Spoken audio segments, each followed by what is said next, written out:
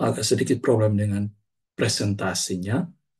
Apakah saya bisa minta mungkin presentasi PowerPoint-nya dikendalikan oleh moderator, Ibu Dr. Yulce? Sudah.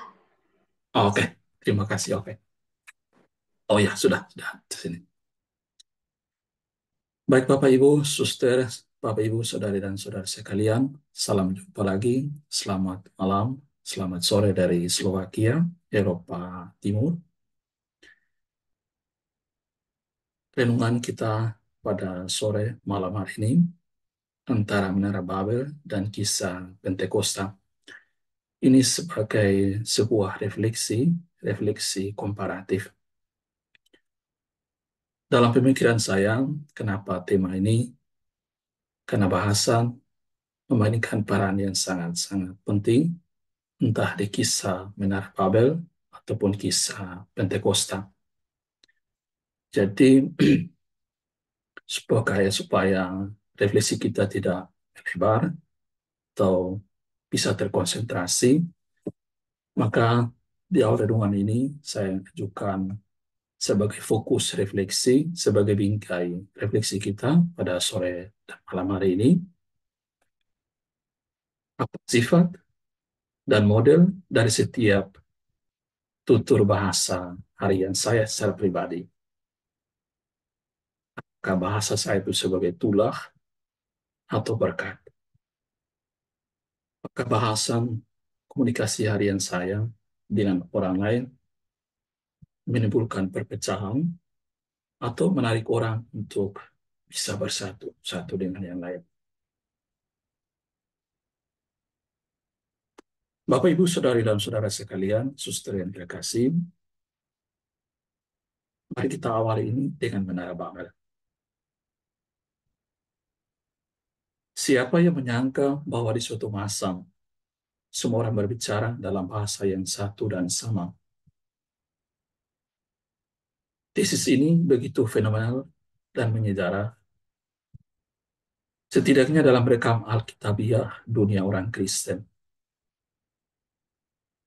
Puing-puing reruntuhan Menara Babel di tanah Sinear, di Timur Tengah, mungkin tepatnya di sekitar wilayah Irak, yang menjadi temuan para arkeolog, seakan menjadi rujukan sekaligus penguat atas tesis biblis Kristen pun Taurat non-fenomenal itu. Penulis kitab Kejadian berkisah, setelah peristiwa Erbah, pun seluruh bumi satu bahasanya dan satu logatnya. Kemudian berangkatlah mereka ke sebelah timur dan menjumpai tanah datar di tanah Siniar, lalu menetaplah mereka di sana. Di tanah Siniar, kaum yang diyakini sebagai keturunan dari Nuh berikhtiar sebagai berikut. Marilah kita dirikan bagi kita sebuah kota dengan sebuah menara yang puncaknya sampai ke langit. Dan marilah kita cari nama supaya kita jangan terserak ke seluruh bumi. Dan jadilah demikian Menara Babel. Tetapi apa daya, takdir berkisah lain. Deraan tulah bahasan dari sang kalik dari Tuhan terlampau berat untuk mereka pikul. Komunikasi menjadi rusak dan kacau. Mispengertian kian meruncing dan merusak relasi antar sesama. Sebagai akibat, mereka terpecah dan terserak kemana-mana. Akhirnya tinggal cerita tentang epik Babel yang tanggung itu. Penulis kitab Kejadian berkisah, ketika Tuhan melihat kota dan menara yang didirikan oleh anak-anak manusia itu, ia berfirman, mereka ini satu bangsa dengan satu bahasa untuk semuanya. Ini barulah permulaan usaha mereka. Mulai dari sekarang, apapun juga yang mereka rencanakan, tidak ada yang tidak akan dapat terlaksana. Baiklah kita turun dan mengacau balakan di sana bahasa mereka, sehingga mereka tidak mengerti lagi bahasa masing-masing. Dan demikianlah mereka diserahkan Tuhan dari situ ke seluruh bumi, dan mereka berhenti mendirikan kota itu. Bapak, Ibu, Saudara, dan Saudara, dalam banyak refleksi Kristiani, setidaknya seturut catatan Herman Ginkel, menyebut bahwa kisah Menara Babel adalah kisah tentang kecongkakan dan kehancuran manusia. Karena kesombongannya untuk mencapai langit dan membuat namanya terkenal di seluruh bumi, manusia lewat tulah bahasa akhirnya pecah, kacau, dan terserak seluruh penjuru bumi. Itu tentang kisah Menara Babel.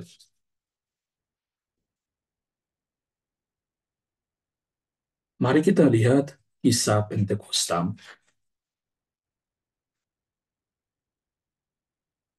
Jauh berabad lamanya sesudah kisah Babel, bahkan 50 hari sesudah kisah mulia Pasca Kristus.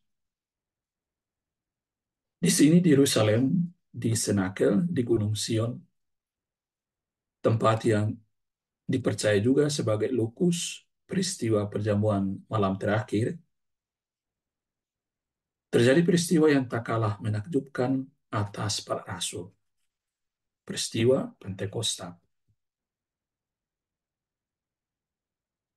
Lukas, salah satu murid Yesus dalam kisah para rasul, berkisah, ketika tiba hari Pentakosta, semua orang percaya berkumpul di satu tempat. Tiba-tiba turunlah dari langit suatu bunyi seperti tiupan angin keras yang memenuhi seluruh rumah di mana mereka duduk. Dan tampaklah kepada mereka lidah-lidah seperti nyala api yang bertebaran dan hingga pada mereka masing-masing. Maka penuhlah mereka dengan Roh Kudus, lalu mereka mulai berkata-kata dalam bahasa lain. Di akhir kisahnya, penginjil Lukas menampilkan pula kutipan kesaksian dari mereka yang mendengar dan melihat mujizat di hari besar itu. Lukas menulis, mereka bingung karena mereka masing-masing mendengar rasul-rasul itu berkata-kata dalam bahasa mereka sendiri. Partia, Media, Elam, penduduk Mesopotamia, Yudea, atau dari Kapadokia, Pontus, Asia, Frigia, Pamfilia, Mesir, dan daerah Libya yang berdekatan dengan Kirene. Lukas melanjutkan, kita mendengar mereka berkata-kata dalam bahasa kita sendiri tentang perbuatan-perbuatan besar yang dilakukan Allah. Bapak, Ibu, Saudari, dan Saudara sekalian, dalam banyak refleksi Kristiani, kita menemukan begitu banyak term atau istilah seputar Pentakosta, dan semua term ini rupanya bersimpul pada semangat lahir, hidup, dan harapan baru. Jadi dengan semangat itu, kita kemudian bisa memahami bila mana peristiwa Pentakosta dimaknai sebagai peristiwa di mana Allah memperbaharui, mempersatukan, menguatkan, dan menyucikan umatnya dengan daya Roh Kudus. Di Senakel, di Gunung Sion, Yerusalem, perbedaan bahasa, bukan lagi menjadi tulah satu terhadap yang lain. Dengan Pentakosta, perbedaan bahasa berubah menjadi berkat untuk banyak orang. Sebab di sana, di momen mulia itu, kisah respek penuh kasih antara Allah dengan ciptaannya dinyatakan. Juga kisah respek penuh kasih antara sesama manusia, antar sesama ciptaan Allah, dibaharui dan diabadikan. Itu tentang kisah Pentakosta. Lalu pertanyaan kita adalah jalan tengah bahasa kasih.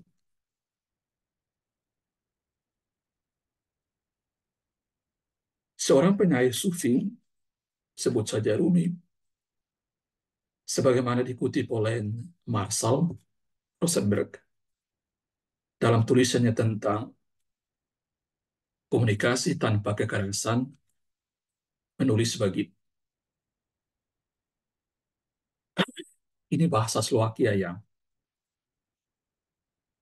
Sabranami Išlienok o tom, ktoré konanie je slen a ktoré konanie je dobré, je voľný priestor.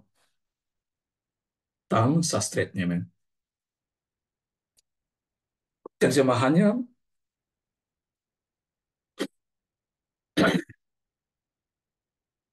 di balik gerbang setiap pemikiran atau penilaian atas perbuatan tertentu, entah itu buruk atau baik,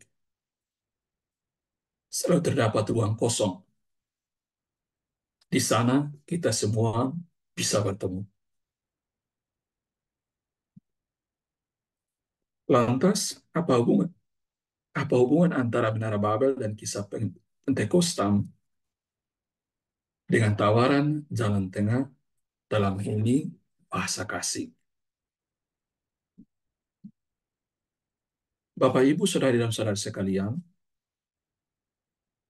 ruang kosong dalam refleksi penyair Rumi di atas dipahami sebagai ruang netral, ruang bebas kepentingan, tempat yang memungkinkan semua orang bisa bertemu. Dari ruang kosong inilah, saya, Bapak, Ibu, Saudari-saudara sekalian, suster, kita semua memusisikan diri untuk belajar bahwa pembangunan Menara Babel berbicara tentang pengagungan kehebatan manusia. Di seberang lain, kisah Pentakosta sebaliknya, ia berbicara tentang keagungan Tuhan. Menara Babel memperingati murtadnya manusia dari Tuhan dan terciptanya banyak bangsa dengan bahasa yang berbeda-beda dengan jalan perpecahan. Sedang kisah Pentakosta memperingati dan meneguhkan penyatuan kembali seluruh umat beriman dengan bahasa yang berbeda-beda di dalam gerejanya, di dalam gereja Kristus, dengan jalan pencurahan Roh Kudus.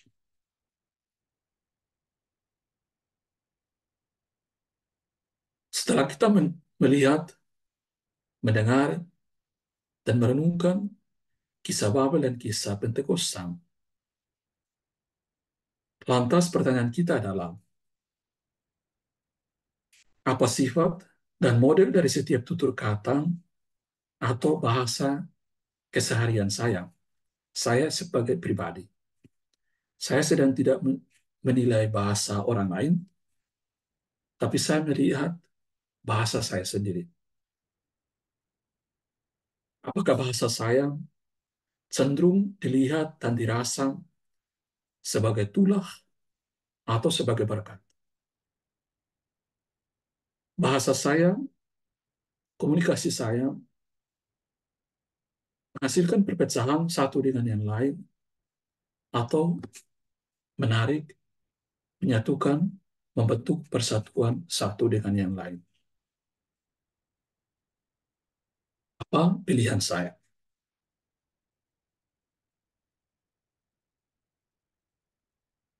Dengan pertanyaan ini, mari kita renung apa yang disampaikan Tuhan sendiri. Pikulah yang kupasang dan belajarlah padaku, karena aku lemah lembut dan rendah hati, dan jiwamu akan dapat ketenangan. Apapun itu, Bapak, Ibu, Saudari, dan Saudara sekalian,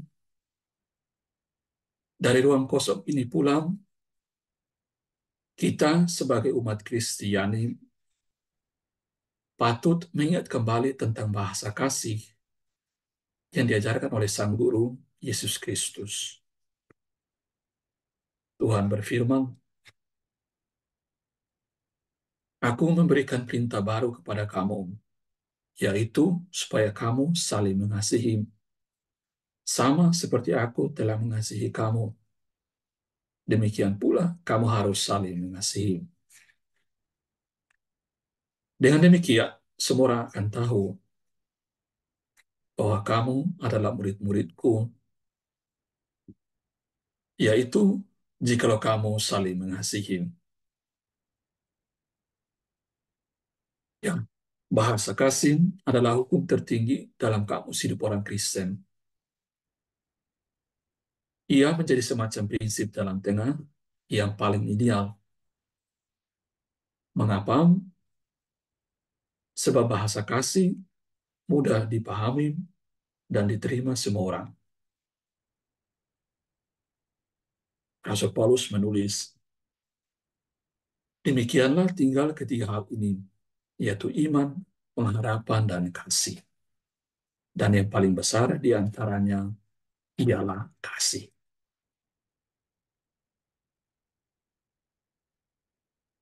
Sebagai penutup, Bapak, Ibu, Saudara dan Saudara sekalian semua, suster terkasih,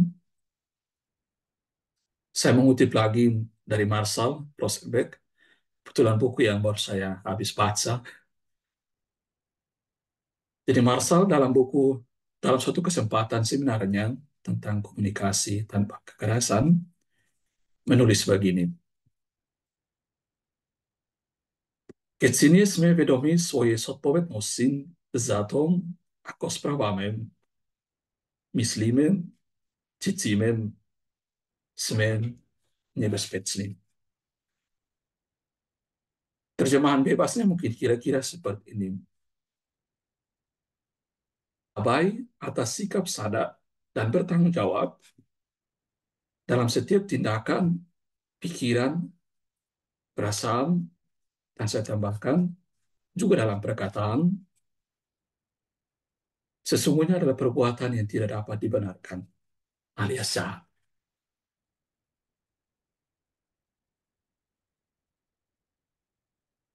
Dalam terang pikiran dan refleksi di atas, kita semua, saya, Bapak, Ibu, saudari-saudara sekalian, saudara, atau siapapun, dengan kesadaran akan pentingnya bahasa kasih, dan semoga dengan bantuan Roh Kudus, kita semua siap dan dimampukan untuk menjadi agen persatuan, dan bukan sebaliknya, menjadi agen perpecahan di mana saja kita diutus Tuhan untuk berkarya. Amin. Terima kasih.